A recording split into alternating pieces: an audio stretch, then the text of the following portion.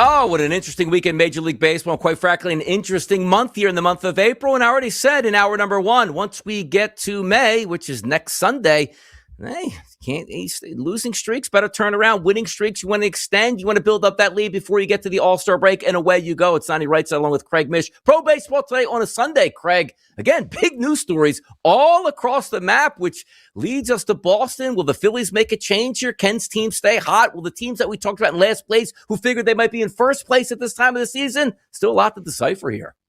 Yeah, big story, of course, as we've been talking about out of Boston, a big managerial change. Alex Cora, who has been fantastic for the Red Sox in the past. For whatever reason, the Red Sox feel they need to go in a completely different direction, not just firing him, but also his entire coaching staff, which tells you they want wholesale changes. They want things to be done completely differently. And so now for their president of baseball operations, or chief baseball officer, Craig Breslow, who I know is very highly thought of, both with the Red Sox and around the league, my gosh, is the target on him now, Donnie. I mean, this is him moving forward, every decision.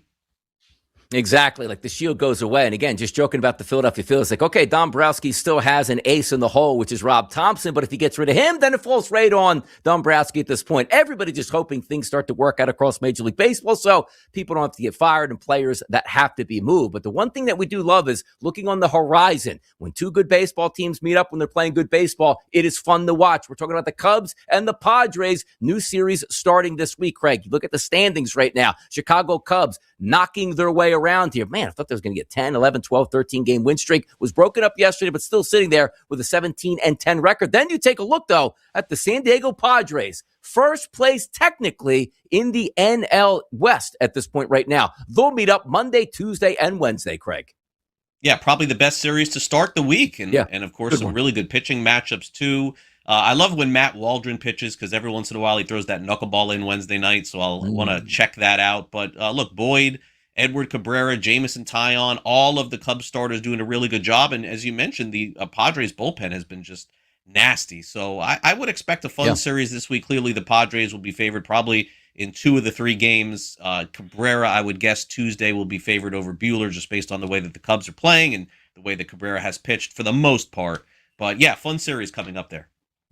Yeah, it looks like right now with the Padres, too, like Buehler's certainly just an innings eater at this point. Really, not that Dodger pitcher that we saw in the past floated around with the Philadelphia Phillies, high little ERA. But again, they're still winning with very good starting pitching, not their superstars hitting all that well as we turned out. For me, if I look at that series, too, I think the Cubs might take that 2-1, but we'll see as we get going along. Red Sox and the Blue Jays this week, Monday, Tuesday, Wednesday, which again focuses in on Sunday. You'll have a new manager for the Boston Red Sox. Then you have that decompression and a new series to start off going up against the Blue Jays here. What are your expectations? Because as you talked about, Craig, in hour number one, do you get that bump of not just the manager fired, but every coach is fired?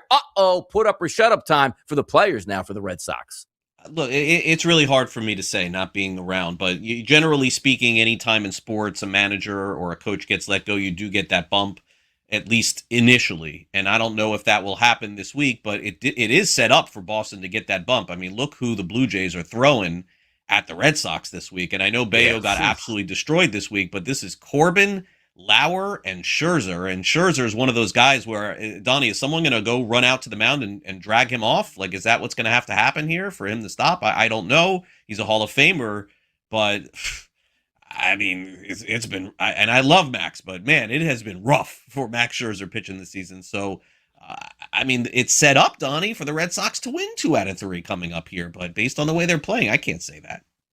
Yeah, we'll see, because they had that big 17-1 win on Saturday. Then Early's going to get the start on Sunday. Then you roll it over there to a guy that you paid a lot of money for, Suarez. Maybe you can get on that little streak, and then also makes that front office look extremely smart. Can you imagine, Craig, these losing streaks here now turn into a 5 or 6 game win streak? Hey, all is well in Boston. We can save the season, but you better start piling up those wins now. And you're right about this. Usually in the past, like, hey, Corbin and Scherzer, what is it, the heyday of the Washington Nationals? No. You're just looking to extend the season at this point right now. Corbin, Lauer, and Scherzer, you better be able to get a series win here for those Red Sox, but we'll certainly find out, and away we go there. The Marlins, Craig, taking on the Dodgers here in L.A. Monday, Tuesday, and Wednesday. Paddock, Junk, and Alcantara going up against Yamamoto, Ohtani, and Come on now, Craig. It's scary. It's scary. Yeah, what is that about? My goodness. What are you going to do? You got the 4 and the 5 Jeez. going in LA. I mean, there's nothing you could do. I mean, they pitched Sandy and Yuri Perez in the first 2 games of the Giants series. So,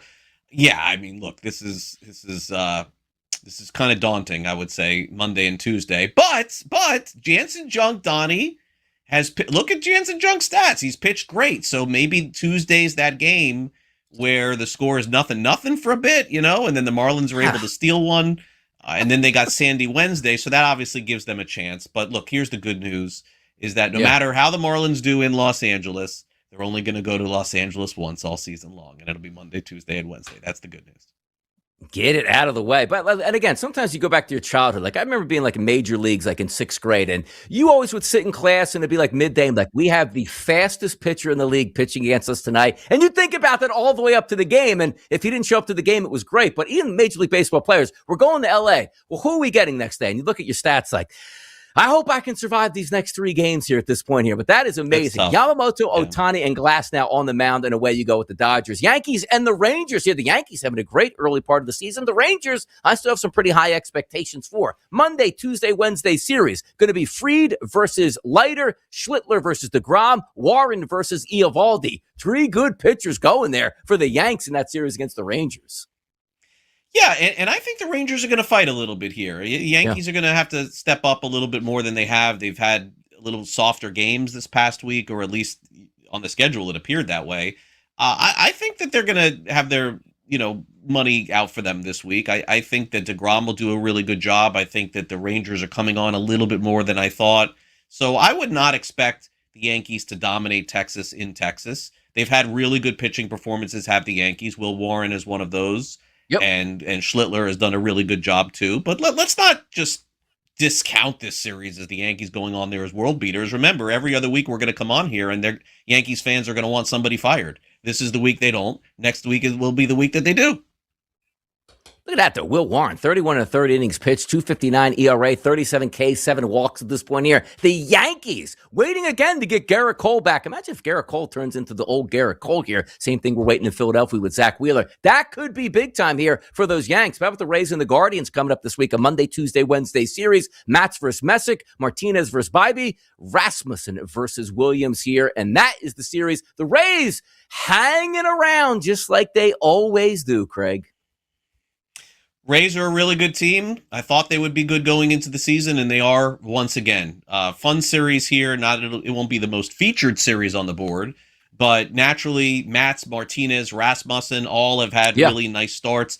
Messick will be the interesting one here because he, of course, was close to a no-hitter, threw a lot of pitches, I believe, his last time out. So I don't know how deep he'll go into this game. But Cleveland's really good, too. Organizations here, Tampa Bay and Cleveland, they kind of mirror each other a little bit.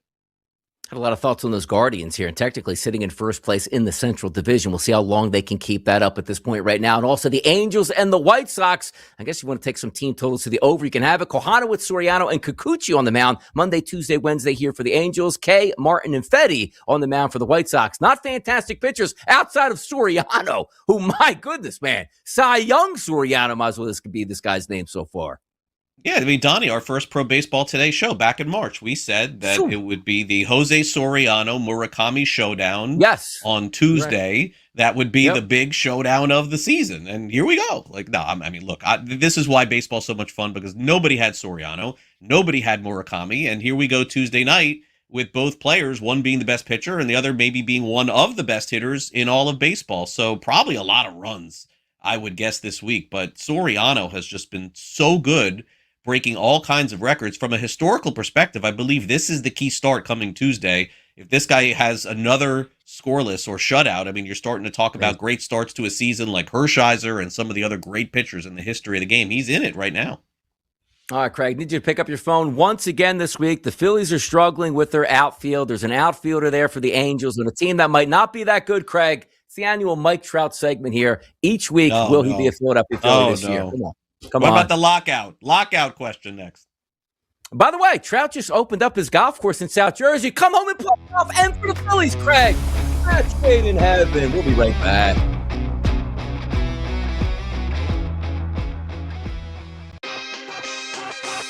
They do nothing fancy, the Philadelphia Flyers. There's nothing like, oh my God, like they basically, Kevin, can like hand you their playbook before the game. Like seriously. They can say, yeah, this is what we're going to do. These are our lines, and this is how we're going to match up against you. Like, you know it. Like, you know what I mean? Like, and you know it. There's nothing you can do about it. Game time decisions, only on SportsGrid. The promising thing for Oklahoma is you've got this legislature that seems to be fairly behind sports betting and legalizing it for the tribes. Stitt is term limited out this year, so you will have a new governor in Oklahoma next year. So this will be a state to watch because there are a lot of tribes in Oklahoma saying, we want this. FanDuel came out as this was coming and said, we want the chance to partner with at least one of the tribes. Newswire, only on SportsGrid. I don't get it, man. Maybe this is more of a Kalshi poly market conversation to jump in on the prediction markets. But to me, this is the spot that I would roll with the Rays, man. I think they're undervalued every year, and I think they're undervalued this year again. Look, the Yankees should be the favorite. They're the best team on paper. Baltimore, Toronto, and Boston? Donnie, are they that much better than Tampa Bay? What am I missing here? Pro Baseball Today, only on SportsGrid.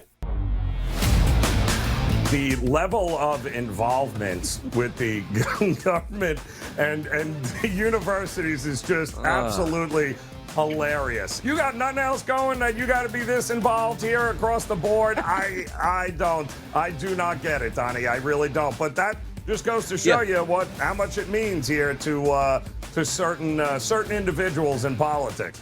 The Early Line, only on SportsGrid.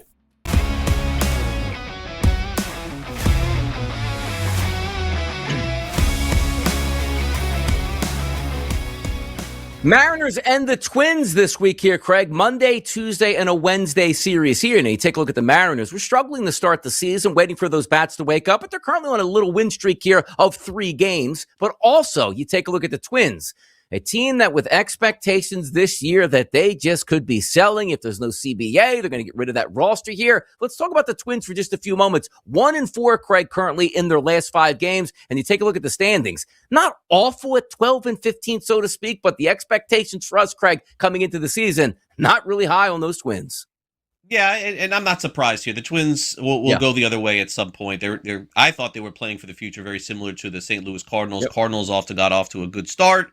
And you've seen them come back a little bit too. So good news for the Twins is they're at home against Seattle. So again, naturally, either they'll probably be underdogs in these games, at least 2 of the 3. But I don't know that necessarily that means that they would lose the series. Seattle is the better team, and Seattle has to be feeling really good about some of the struggles about some of the other teams in the American League. But I would think that Seattle's got an opportunity here to win 2 out of 3 or sweep. Yeah, take a look there. Monday, Castillo versus Prelip. Tuesday, it's going to be Gilbert versus Ryan. Then Wednesday, Kirby versus Bradley. And away they go. And just talking about the Twins, what we're going to get out of them for the rest of the Major League Baseball season. Not a lot of high expectations. Much, much higher for the Mariners. Who, by the way, currently still here, Craig, in the month of April, under 500, looking to turn that corner. The Cardinals and the Pirates get a Central Division showdown here in the National League coming up. And we take a look at the Pirates, 16-11 on the Major League Baseball season. And then also you take a look here at the Cardinals, 14-12, not so bad for a team that most people by a wide margin had them finishing in last place in the Central. If you look at the pitching matchups on a 4-game set, Monday, Tuesday, Wednesday, and Thursday, May versus Ashcraft, Leahy versus Chandler, Palante versus Skeens, and Dobbins versus Keller here. Big series in the Central, still in the month here of April. Yeah, and a 4-gamer, as you see here, Monday, Tuesday, Wednesday, Thursday. So, look, the Cardinals have played. I saw them in person and was on pre and post for their games. So I could say that they're definitely playing better than I thought. But their lineup, Donnie, just leaves a lot to be desired, and all of a sudden, if Jordan Walker stops, being at a 60 home run pace, they're going to be in big trouble. I think the Pirates pitching is going to have their way with the Cardinals. May, I thought, looked much better last time out than he has all season long, so maybe that's a change for the better. But these starting pitchers, Donnie, what they're praying for is going 5-6 innings. The one thing that with the Cardinals that, again, is in their favor, and the reason why they're over 500 is this Riley O'Brien, their closer, who pitched very well last season, is off to this tremendous start. And Donnie, I don't know that that's sustainable, but that's the reason the Cardinals are winning all of these one-run and close games. If that continues, they'll still play well, but what it kind of tells you, there'll be some regression, I think, over the course of the year with them. Yeah, end of April here. Both of these teams are going to be over 500. We'll see if one of these teams can make that charge, get up to the top of the leaders, because the Cubs and the Reds playing some really good baseball in the Central. Who'd have thought? Usually an afterthought, the Central, very good baseball being played. Astros and the Orioles here. Maybe an afterthought on the season would be the Astros of not making the playoffs. And finally, all those years of being competitive, getting to the World Series, winning World Series, you're going to look back and say, okay, who's going on to the Wall of Fame or getting their retirement jersey here up there for guys like Altuve and the rest of the crew. But this week, Tuesday, Wednesday, and Thursday, Craig, they'll get the day off of Monday. Lambert versus Boz, McCullers versus Bassett, Burrows versus Young at this point. And I don't know, man. The Astros better start to get it together. The Orioles, I'm looking at that roster. It's talented. The pitching hopefully comes around. They should be okay, but in a talented East. The Astros, man, their best hitter performing like an MVP and not even making any ripple in their record as they sit with only 10 wins on this season, Craig. And as we go, you'll see less fastballs going to Jordan, right? Like that's going to start to happen here. Probably starts this week at Camden Yards. The Orioles are better than the Astros, so they should win this series. Lambert gave the Astros at least a little hope in the starting rotation, but I mean, this is not your Zach Greinke's and Verlanders and Framber Valdez's and Dallas Keuchels. Remember those guys, Donnie? Like Lambert. Yeah. And McCullers is still there, but who knows what he is. And then Burrows, who they brought back here. I just don't have a ton of confidence in Houston. So I think the Orioles will take this series. I don't know if they'll sweep, but they should win 2 out of 3. Man, the amount of talent that the Houston Astros had on that baseball team over the past decade, including their pitchers here, they just always seem to have it going and just can't seem to get out of their own way early in the Major League Baseball season. Another 2 teams with the day off on Monday, Craig. It's going to be the Colorado Rockies and the Cincinnati Reds. They'll play Tuesday, Wednesday, and Thursday. Maybe we get a sweep here. Reds playing as good a baseball as anybody in the Major League. Sugano, Freeland, and Lorenzen going for the Rockies. But how about this? Burns, Lodolo, and Abbott here. Looks like a bunch of favorites there on the mounds for the Reds all 3 games here, Craig. Yeah, and Burns a little inconsistent, but the key name here is Nick Lodolo. So he is back now for the Cincinnati Reds, and their pitching has been great. Abbott has been great. They're really not hitting enough to win a World Series, Donnie, or maybe even win a pennant, but that could change. They could make some alterations to the club. Ellie De La Cruz has been fantastic. Sal Stewart is probably in line right now. If you had to guess who would win Rookie of the Year, it would be him. Rockies certainly don't stand a chance to win this series, but hoping to get one, I would think. Reds are, to me, Donnie, the one team that I look at now that I would buy in on. I don't know how far they can go, but they've been starved for winning in that city for a long time, and so I would guess that they'll give it their best shot this year. Interesting for the Reds, too, because you always think about that ballpark, and they're going to have to win by their offense. They actually have the lowest runs scored in the Central Division right here, and only a run differential of around +6 at this point. So you say to yourself, okay, if they're getting by on pitching, when the bats actually wake up there and start hitting in the summer, maybe that'll help them out. But they got some good young power arms, no doubt about it. The Nationals at the Mets this week also, Craig, getting a day off Monday. They'll go Tuesday, Wednesday, and Thursday. Littell versus Holmes, Cavalli versus Peterson, Michaelis versus Peralta here. The Mets, 2-2 in their last 4 games. The Washington Nationals sit at 12-16. See what happens here. But the Mets, do they finally get on their feet? Because as you talked about, Craig, a little bit easing up of the schedule here coming up for them. Yeah, I mean, these are 3 games that they would probably be favored, I would say, to win all 3 games. Although Cade Cavalli pitched so well last time for Washington, maybe that would be the one game that Washington has the best shot. Unfortunately, Miles Michaelis so far in this little Washington tenure has not gone all that well. So. You would expect the Mets to get healthy with the schedule that they have coming up, and if you keep looking, Donnie, it doesn't get any more difficult. For some reason, this is just the soft part of their schedule. So I think Washington, for me, that Wednesday game with Cade Cavalli, I think he's going to be a star in this league at some point. So that would be the one that I think Washington has their best shot at. Amazing. And the Mets had a 12-game losing streak. It's like, hey, they probably struggled in July or August. Like, no, like right out of the gate in April at this point, under 10 wins heading into Sunday, along with the Philadelphia Phillies, will be one they keep an eye on. But there is a chance for them to start to dig out of it. And baseball is a long season. You have win streaks and you're going to have losing streaks. But I think I read it right, Craig. No team has ever had a 12-game losing streak in the Major League Baseball season and made the playoffs. We'll see if they can test it out. The Phillies were trying to be like, hey, Mets, we'll top you on that and go 13 losses or so and see if we can make the playoffs. But it is what it is. Next segment, we are going to talk about those Philadelphia Phillies, and we might talk about them for the rest of the show. Anger, people! All right, let's put on a sunny face here on a Sunday. We'll be right back.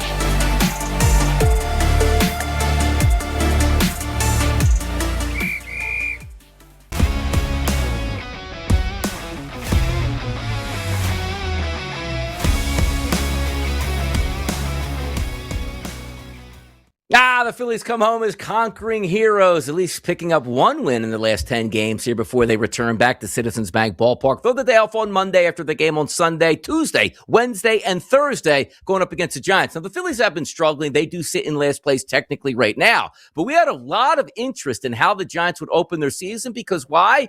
When you have a man, you get a manager. He's a manager. What's the big deal? No. Guy comes from college, over into the pros now, rubbing some people maybe the wrong way. Is there going to be a short leash? Now, they haven't technically turned it around, but it's hovering around 500, Craig. How do we think this series is going to turn out? Molly, Webb, and Hauser going to go for the Giants, Luzardo, Sanchez, and Painter for the Phillies. Ooh, that looks good for the Phillies until you see some of those ERAs over there, Craig. Yeah, the Giants have a decision to make here with Adrian Hauser, who they brought in this offseason. I mean, this kid is getting absolutely hammered, and if that happens again against the Phillies, I don't think that he's going to stay in that rotation. But we'll see what happens in that game Thursday. I mean, Giants have their guys going, right? Molly's pitched well for them. Webb has pitched well for them, so those are their two starters.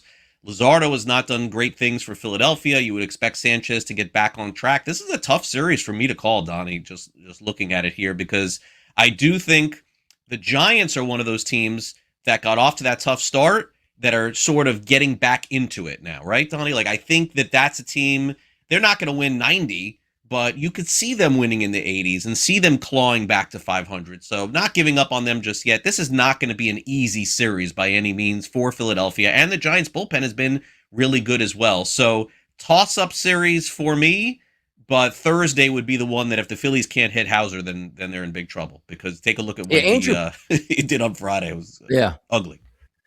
Andrew Painter there is supposed to go Thursday. Now, he's one of those guys that the Phillies have high expectations, end up getting injured in the minors, trying to work his way back at this point. Mick Abel was in the organization, which now is, I believe, a Minnesota Twin now. But the reason I bring this up is you expect high expectations on some of these guys. And just a couple years back, we talked to JT Realmuto in hour number one. Sixto Sanchez was a part of that trade to the Marlins, where I remember in Philadelphia, we're getting a great catcher. But we just may have passed on a guy that's going to be, for the next 10 years, one of the dominant pitchers in baseball. It's so hard to try to say, you know what?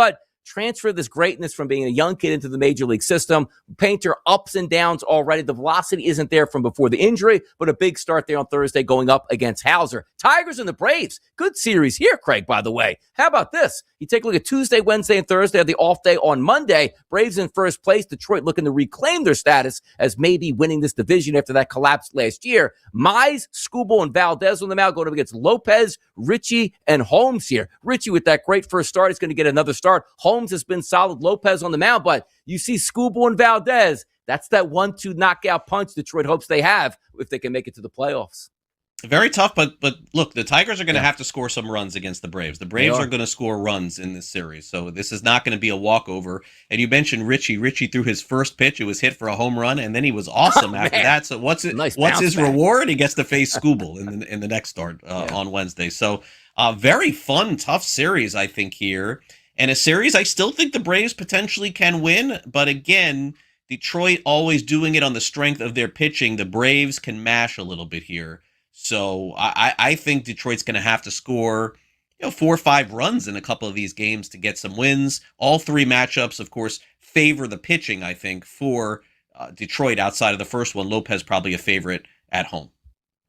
By the way, shout out that kid. Like, you finally have all that excitement for your first Major League Baseball start. And wasn't he like the first guy hit a home run? Like, all right, let's groove this fastball in here and get underway. Bang, goes into the seats. Like, oh my goodness, could it start anywhere else? That's awesome for a kid to give up a home run on his first pitch and then dominate the rest of the way. Good stuff out of the kid. The Diamondbacks and the Brewers going to have a series Tuesday, Wednesday, Thursday, again with the day off on Monday. And you take a look at Kelly Rodriguez and Soroka here that are going to be on the mound and going up against Patrick Sproat and Woodruff here for those Brewers. Come on, Brew Crew, get it underway. Expectations are high. Let's go out and win this division. Well, it's going to start with the series here versus the D-backs. A lot of bunting, a lot of stealing going on for Milwaukee right now. They're just trying to piece it together. I mean, Donnie, they've lost Chorio and Yelich. I mean, take 2 of your best 4 players away from any big league team right now. And ask what they are. This is what the Brewers are. They're just trying to find ways to manufacture runs and getting it done. So I think a lot of low-scoring games in this week against Arizona. Arizona probably still with an opportunity, I think, even to win the series on the road, Donnie. The Brewers just have to get healthier in order to compete. Right now, they're not. Look, the Royals, they're healthy. They're just not hitting right now. They're going to take on the Athletics in Sacramento, which maybe they can get their power stroke back. Tuesday, Wednesday, Thursday, Bubic, Waka, and Cameron going up against Lopez, Savali, and Severino here. The last place Royals. And by the way, the Athletics, not too bad to start the season, over 500, Greg. Yeah, I mean, look, you know me by now. I'm not going to watch NBA over baseball, but I would consider it in this series. I mean, this is... come on. Royals, A's.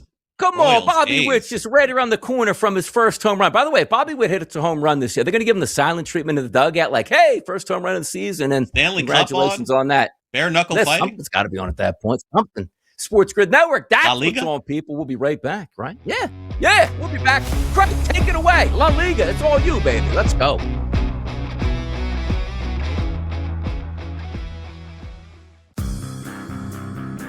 If LeBron James is the causal reason, and he would be, that the Lakers take out the Houston Rockets, I got to change my narrative a little bit. A little bit.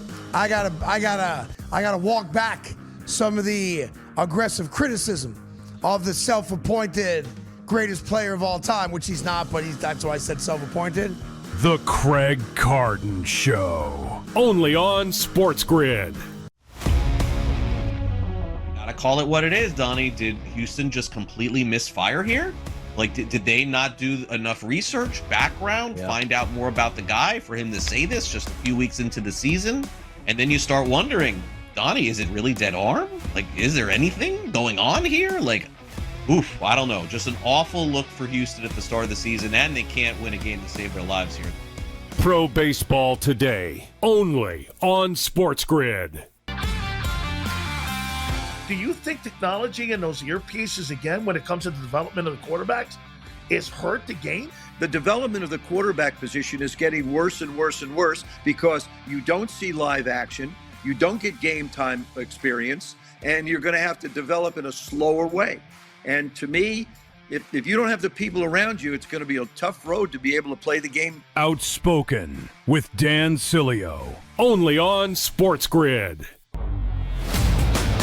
The level of involvement with the government and the universities is just absolutely hilarious. You got nothing else going that you got to be this involved here across the board? I do not get it, Donnie. I really don't. But that just goes to show you how much it means here to certain individuals in politics.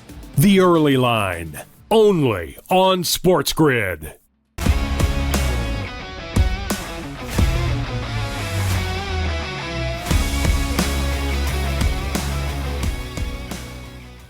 Oh, after the month of April, which next week again, we're going to be in the month of May. Warmer temperatures, teams settling in, managers already getting fired, teams waving the white flag. Can't be this early, Craig, specifically with some of these big market Major League Baseball teams that we're going to take a look at. But let's start in the NL East. The Atlanta Braves right now, the best team in that division, it feels like, by a wide margin. Marlins, Nationals, Mets, and the Philadelphia Phillies. We expected this, Craig, to be a three-team race at least for the remaining parts of the summer when we started out in early April. Yeah, Mets are good. Yeah, Phillies are good. Braves will be hanging around. It's the Braves right now sitting as the class of that division. And take a look at that odds price, Craig. A minus 250 price on those Atlanta Braves to win the NL East now. Oh, boy.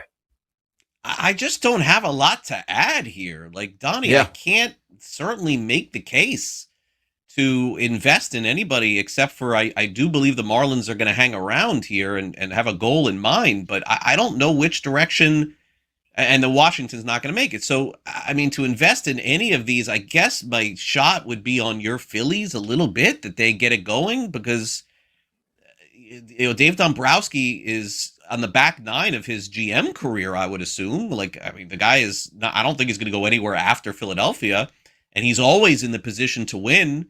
So maybe the Phillies even push harder and say, hey, we got to add more. It's possible for me. The Mets, to me, I don't know. I just think that they're completely flawed offensively, and a good lesson, I think, for other teams around the league. If you're going to completely change your team in the offseason, you have to expect some bumps in the road the next season. And I think that's what the Mets are going through right now. So maybe Philadelphia here for me. But I don't have a lot to add here. I have a lot more on the other divisions. But no, I think Atlanta's going to win this.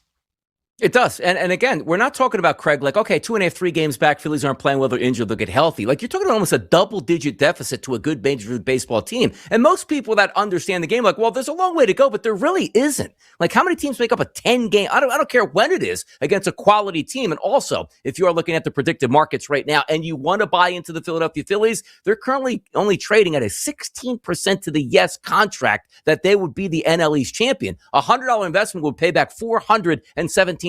And even me being the optimist, and the fun thing about the predictive markets, Craig, you don't actually have to win the division. You just need the Phillies to get closer where that contract goes from 16 cents to 18 cents to 22 cents to 30 cents. And they say, okay, they're 5 games back in September. I'll still cash out with a profit. But me as a Phillies fan, look at this team like, well, what gets better? Like, Harper's already good. Is Stott and Bohm just going to wake up when it gets warmer out here? Is Christopher Sanchez say, oh, I had so many innings last year, I'm just not going to be able to make it? There's a lot of things to look at in the NL East, but I think Craig and I can agree right now. You're looking at the Braves saying, like, you know what? They're playing good baseball, and if they stay playing good baseball, they're probably going to win this division here. The NL Central, Craig, taking a look at it now where it sits. How about this? The Reds over 500. The Cubs over 500. The Pirates over 500. The Cardinals over 500. And the Brewers 500. Who'd have thought that this might be the best division in baseball here today, Craig? Yeah, not me, but I still do think that you're running out of time on the Reds' value here. By the way, at plus 340, which I believe last week or the week before when we were looking at 5s and 6s. But there is still, to me, that's the investment to be made because, as Donnie, as you mentioned, with the predictive markets, you don't have to win the division. You just have to get better pricing, just like the stock market here. So I would say that the Reds will battle the Cubs all the way down to the end. St. Louis's price, to me, still about what it should be because I don't think they have a shot. Any of these 4 teams can still win the division for me, but I'm in on the Reds this year. So plus 340, I would say this will be very close with Chicago as we move forward. And it'll be a great series coming up between these 2 teams too. It'll be fun, too, to watch it play out because the Cubs right now currently trading at 49 cents as a yes contract. So a $100 investment would actually pay back $191. But also understand this in the predictive markets. Like, you can take anybody but the Cubs, which basically is just the Cubs no contract at 60 cents. A $100 investment pays back $158 if anybody but the Cubs wins it, which means you get the Brewers, Pirates, Reds, and the Cardinals. Hard for me because I do think that the Cubs are the best team in this division. But it's not as if it's like, okay, well, this team's out. Now you expect the Cardinals to drop off. They're currently trading at 2%. They're not going to win that division. They don't have the talent. But I'm very interested in what I get out of the Pittsburgh Pirates. And also, if it's one of those years, Craig, which we don't all of a sudden see for Pittsburgh, but if you're in it, like they're really not, do they make a push in their division to add a bat or a pitcher here, Craig? Do you think if the Pirates really feel that they can do something this year? Maybe on an expiring contract of some kind, but I don't see with this new potential CBA looming that they take on a big contract of any time. So it would be measured, I would say, by the Pirates. But it's a fair question, Donnie. To your point, I think that fans would be asking for them to do that also.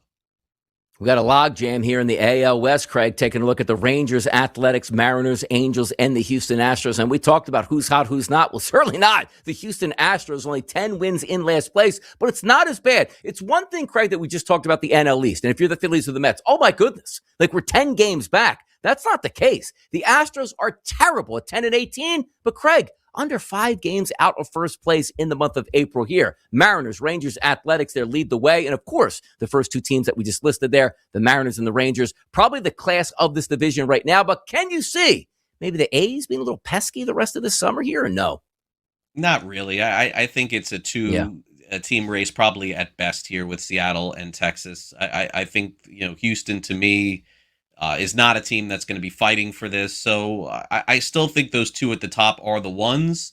And I would just forget about LA. I would forget about the A's. And I definitely would forget about Houston. I mean, Houston still has this pricing based on 2019 or something, Donnie. Like, I don't get it. Like, they're not a good team. I mean, what else is there to say? And again, I understand, and everyone should understand, that when your ace who started opening day, Hunter Brown, doesn't pitch, and then the guy who is supposed to be your second starter, who you signed to a pretty big contract, isn't pitching, what do you think the results are going to be? Are you going to rely on guys who are pushing 38 years old, 39 years old? I mean, that's just the position that the Astros are in right now, and it's not a good one.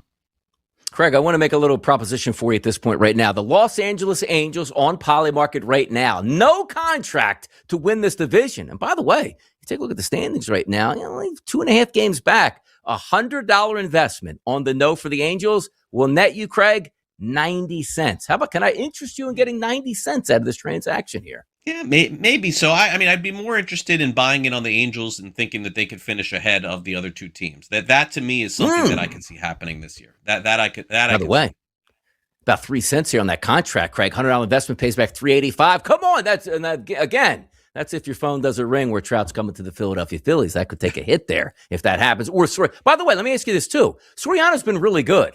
The Angels have always misfired on rebuilding that team. If they don't think they have that team and Soriano's been absolutely filthy, where does he wind up, Craig? Could he be out of You're there? asking me? You think I'm going to try? Yeah. I can't answer any questions regarding the Angels. I have no idea what they're doing on a day-to-day basis. You would think so. Picking up that phone. Look, probably the Angels will end up giving them like $300 million. That would be my guess. Without sight unseen, that probably would be my guess. Artie Moreno, put him on the billboards around there. Big billboard magnet out there on the West Coast at this point. Let's take a look at those MVP odds. Here we go, Craig. We just talked about the Astros in last place and what they're going to do. Well, take a look at the odds market right now. Oh, of course, there's Aaron Judge there with 9 home runs. Yordan Alvarez, plus 260, leads Major League Baseball. He's tied with 11 bombs here.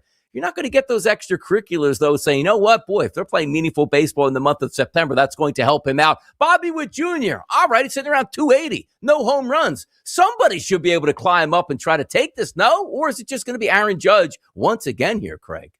Yeah, my favorite one of all the prediction markets that we're going to talk about here today. This is, to me, I mean, look, nothing is easy, and it's sports, okay? So anybody who says that.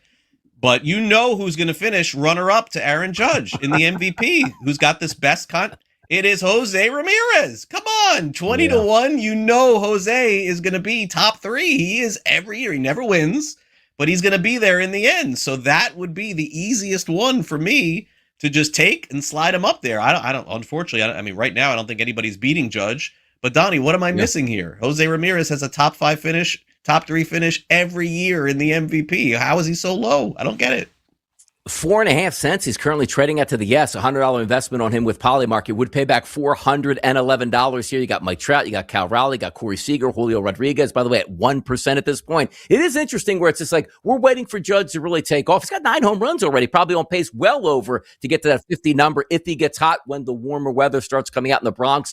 But it's interesting where you're not trying to win it over Judge, as Craig just pointed out. Give me somebody that's going to steadily move up and go, oh, well, his contract can't be 4.5% for Ramirez when he's leading the league, let's just say in RBIs and or batting average as we go. Interesting market in the AL. Is it just Aaron Judge? We'll certainly find out over the summer months. We'll be right back.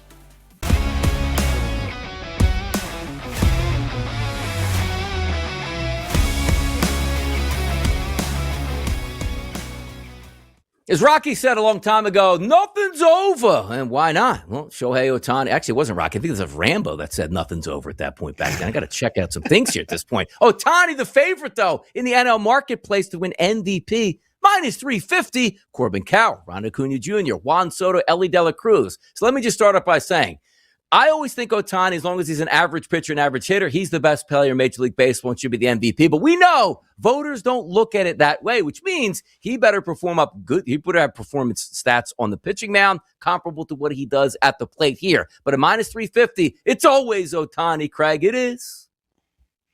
Yeah, and it's very similar to the American League, except for I feel better about Jose Ramirez, who's boring for people, finishing in the top 3 or top 2 or top 5. So this would be more of a dart throw on an investment. And since we've discussed the Reds a lot, I think there's a chance Ellie De La Cruz could cruise, no pun intended, to near the top. I don't see him beating Ohtani. But at 30-1, could you see a scenario, Donnie, where he is the de facto runner-up, Shea Gilgeous-Alexander is going to win the MVP, but trying to figure out who the next guy is going to be? I think De La Cruz could finish second in the MVP voting, or even third. So to me, that would be the one that I think is too low here at 30-1. I would invest there. And if you want to take, by the way, the field against Ohtani, which is essentially the no contract on poly market, Craig, it's a 55-cent number here on Ohtani, which I don't think is that bad. A $100 investment gets you back $154 for everybody else. And basically what you're hoping for is what nobody wants to see. The best player in Major League Baseball missing a month or so here, wiping himself out there with the statistics, and maybe somebody can come from behind there and take that over. Bryce Harper trading at 8% right now. Power stroke looks to come back. Maybe if the Philadelphia Phillies can get right, he's that catalyst. And again, we're not asking for him to actually win the MVP, but just pull up a little bit closer. A $100 investment on Bryce Harper pays back $261 here. But I agree with you. I like the stuff that's okay, can a guy hit 30 home runs? Can he steal 50-plus bases? Can he have a good glove in the field? Ellie De La Cruz is always that guy that you want to take a look at because he can do the things nobody else can. Similar to what Ronald Acuna can do. Whoa, 50 bombs, 50 stolen bases. Could it be a possibility? Maybe so at this point here. NL Rookie of the Year markets here, Craig, as we take a look on Kalshi. Sal Stewart out there, 45% chance. He has been nothing short of phenomenal, Craig, at the plate in the month of April. Yeah, and hard to pick, really, anybody even against him. And this is a much harder market, of course, Rookie of the Year, because I just think, generally speaking, as things sort of play out, I think Stewart's got an opportunity not just to win this, but to take his team deep into the postseason. So I don't really have a strong opinion, Donnie, on this one. Yeah, take it behind him. Nolan McLean, obviously a very good young pitcher there for the New York Mets. Connor Griffin, which got his first home run in Major League Baseball, got the silent treatment there by Esteros there, having a very good start with a high batting average there. But also, Craig, in the marketplace as well, we had some fun earlier on. J.J. Weatherholt was 55% to win the National League Rookie of the Year after 3 days in the season. Well, now he's down to about 6% at this point right now. If I gave you, Craig, one flip of the coin here on who would win it outside of Sal Stewart, where's that flip going to go for you? Pitcher, hitter, J.R. Ritchie? I really don't like anybody else in this race. I mean, J.J. Weatherholt, maybe, Donnie? Joe Let me scroll. I'm trying to scroll down to find a Marlin on this list here. Joe Mack. How about that name for you? Joe Mack. Joe Mack's not even up in the big leagues yet. Yeah, no, I think Weatherholt would be the one for me. How about AL Rookie of the Year at this point right now as you take a look? And by the way, got some good ones here. McGonigal, new contract there with the Detroit Tigers early part of the season. He's from the Philadelphia area. Murakami, 32%. By the way, let me ask you this, Craig. Voting on the AL, let's just say Rookie of the Year, does anybody say, you know what, I want a true rookie. I don't want a guy that's played pro baseball before. Does that weigh into it at all, do you think? Because Murakami's 32%. He's killing it right now. No, I think that's fair. But look, Murakami, Donnie, is going to go through struggles over the course of the season. Yeah. So that opens up the market maybe a little bit deeper. But look, I mean, it's a popular player. It's a player that's coming in from overseas. So naturally, there's going to be some love for him, too. Chase DeLauder got off to that great start, and he has fallen back. McGonigal, I know, that is in the mix. It could be a two-player race with McGonigal at 35% and Murakami at 32%, but I still think that this could change as over the course of the season, too, for me.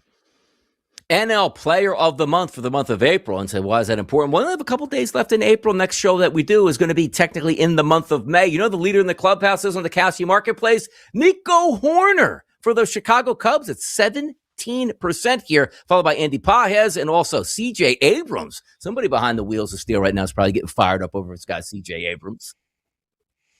Yeah, James Wood, man. I mean, James Wood to me, you talk about a player flying under the radar completely because he's on Washington. Yeah. That's the one to me that stands out the most. I think he's got the best opportunity to win it. It's interesting that you could still invest in this market with just a few days to go, but Wood for me is the one. How about that? It's got Horner, Pajes, your little Sal Stewart trading. By the way, his contract for Sal Stewart to get NL Player of the Month, obviously still being a rookie, 2 cents, Craig. $100 investment pays back $5,000 for that to work out. Pretty impressive right there. AL Player of the Month for the month of April here. Hey, there's my guy. Yeah, dead last place team. Jordan Alvarez, 82%. Dude's crushing baseball. It's not expected to win very many games, but it looks like he's going to be the Player of the Month in the AL here, Craig. Yeah, probably so. I mean, there's a chance your contract could go up on Ben Rice a little bit here over the next few days, but beyond that, I think that you know what the winner is going to be, so you're not going to invest there. Rice trading at 15% right now, so to me, that's the one that I could see moving up next week. Yeah, he is a heavy favorite, too. The no contract, by the way, here, Craig, on Jordan Alvarez, 24 cents, which means a $100 investment would pay back $417. Looks like he's definitely going to be running away with that. How about this next question here? Ohtani to win the Cy Young, Craig, and the MVP, currently trading now at 13% as a chance for that. I mean, if that happens, come on now. And it could. I mean, look, the one thing that it does appear, Donnie, doesn't it feel like they're letting loose Ohtani on the mound more this year? It feels like they're really making an effort to not just get this guy going, but if you recall, he was 2-3 innings and done, and sometimes 4 innings and done. Now it feels like he's at least a 5 and dive kind of guy. So yeah, anything is on the board, I think, for Ohtani. And I mean, could it be a Cy Young award? I mean, that seems to be a little far fetched to me because you got to get deeper into the games. But I mean, this is not the Ohtani pitching of 2 years ago, folks, where he goes 3 innings and he comes out. He's going deeper in the games. The only way you don't vote for him, I guess, would be like an Ohtani fatigue. Like, Jokic got a triple-double. Now it's 30, 20, and 10. But we gave it to him last year. It's boring. He's got to up it. That's the only way he doesn't win it. He's the best player far and away in Major League Baseball. Excited to see what he does for the remaining parts of this season. But for us, Pro Baseball Today, we'll be back right after the break. Stay tuned.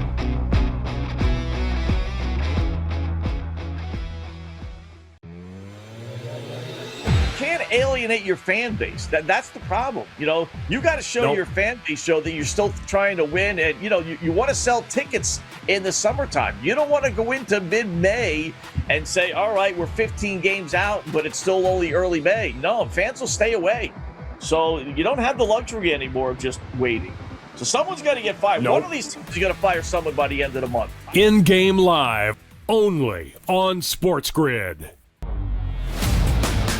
I thought the Jets would have pulled the Ty Simpson move. I was desperately worried that was what they were going to do. But instead, they ended up getting it right with Bailey. And so did, by the way, the prediction markets, because we saw all that money come in for Bailey. It's kind of funny because all it is, and then you forget. Who did Arizona go with? I mean, Arizona went with a running back. The Early Line, only on SportsGrid. We're seeing as sports betting is continuing to rise, that some of the potential issues around it are rising too, and these companies are having to deal with that. You have several lawmakers have introduced bills across states in Congress to potentially curb some of the problematic activity. In some cases, like in Ohio, we talked about last week, to potentially end online sports betting. Newswire, only on SportsGrid. It's a 7-game sprint with a whole lot of volatility, right? You don't want the best team, so to speak, Donnie. You want the team that has a favorable group stage, weaker knockout path, and has some penalty variance coming their way here. Because this is all about the path to the final, Donnie. It's not about the best team, because the best team can get knocked out. Prediction Markets Edge, only on SportsGrid.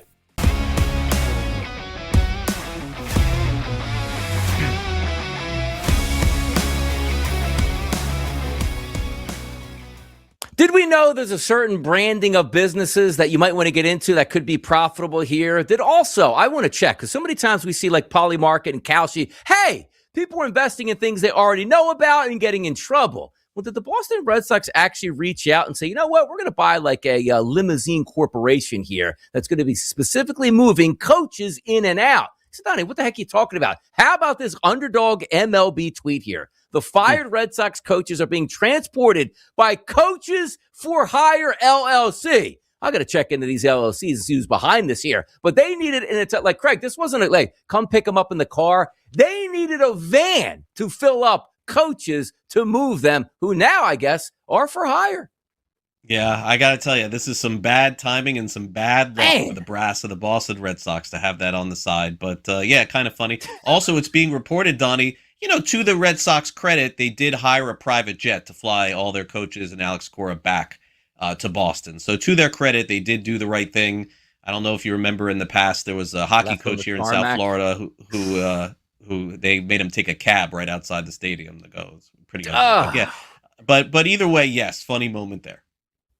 By the way, I always used to remember too, Craig, was it the Athletics who like, hey, by the way, everybody's getting private jets off to the All-Star game and they get the coach seat in the back, and teams like, hey, man, like Mason Miller, come, we'll fly you with our private jet at this point. Yeah, different organizations, different things, but that is a class move. Look, if you're going to get the boot, at least get it in style here where you can stay in some comfort for a while before you get home, as opposed to, you're on your own now, guy. This is your team, and now it's not at this point. How about the Phillies? Notorious. Look, I'm one of these fans. Sometimes we like misery as our favorite. Yeah, I am a Reddit guy here. Misery I didn't is best. See that. Yes. Okay. Oh, come on. Scrolling all the look, man. I got the finger scrolling all day long on things that I shouldn't be looking up at this point. But Reddit, certainly one of those. In the Philadelphia area, we're upset. And by the way, the Phillies, Craig, they're lucky. The Flyers are making a little bit of a run here. The Sixers actually being competitive against the Celtics. And the Eagles, from what we see, had a pretty good draft. Because if that wasn't going on, woof, all eyes on those Philadelphia Phillies. But shout out Reddit here for the Phillies account basically saying, we're not talking about another, until we win another series.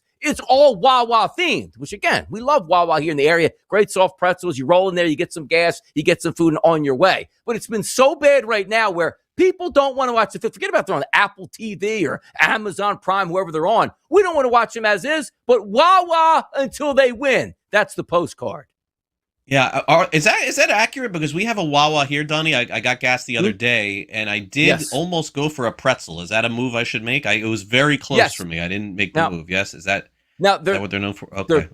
They have pretzels, very easy and accessible. Who's gonna, like, you know what I mean? So you go up to the register and you're cashing out. They got the pretzels and the cookies right there. Like, who's not going to want to grab a pretzel or a pretzel? Now their pretzels are average at best compared to like a legitimate Philadelphia pretzel, but I love them. They're edible. I'm a big fan of pretzels at this point, so definitely something you should check out. But also, Craig, what we have going on in the city here, it's like Sheetz is the western form of Wawa in Pennsylvania. Wawa is actually the eastern part of it here, which again, Wawa's big now, getting down to Florida and the East Coast. But with the Penguins and the Flyers, it's also big, like who represents who better. So now you got Phillies fans backing up Wawa in mass because we don't want to watch our Phillies going up against Sheetz, which is Pittsburgh. Pittsburgh beat the Flyers last night. Now we have a series game 5 going back. So Sheetz versus Wawa, even bigger than Phillies, let's just say Braves this weekend, Craig. Crazy. Yeah, I mean, I didn't think that we'd be battling it over, gas station food, but here we are on a Sunday doing it here on the show. But yeah, I mean, my bigger concern is, Donnie, you're spending too much time on Reddit. I mean, that's the major takeaway from the show. 1 hour and 54 minutes in. I mean, you never know, Craig. That could have been me who were on there. Yeah.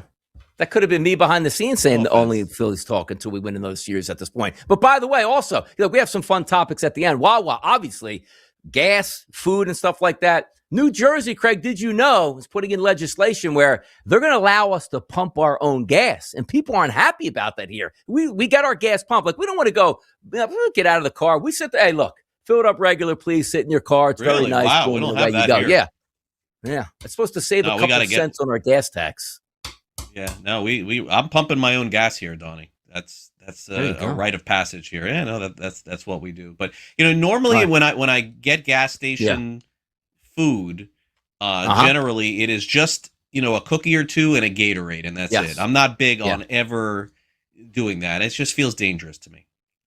It does, but but sometimes like the old gas station stuff, like where has this been coming from? Is it that like gas station sushi is always like the big joke, but Wawa does have quality, quick ingredients here. But understand this too, Wawa has grown by leaps and bounds, which you know what happens there at that point, Craig. Like it doesn't get better and better as you get bigger and bigger, if you know what I mean. It's still quality there, but the original Wawas of the 1990s where they sliced your meat right in front of you, made your sandwiches, a little bit different than what you get now. And also Wawa. They went into the pizza market here. Never should have went into the pizza market, Craig. Come on now. Gas station pizza. Come on. Stop the madness. Come on. No, thanks. But great show, Donnie. Yeah. Craig, go out there, grab yourself a roller hot dog, enjoy the rest of your day. We'll see you back here next Sunday for Pro Baseball Today. Take it easy, people.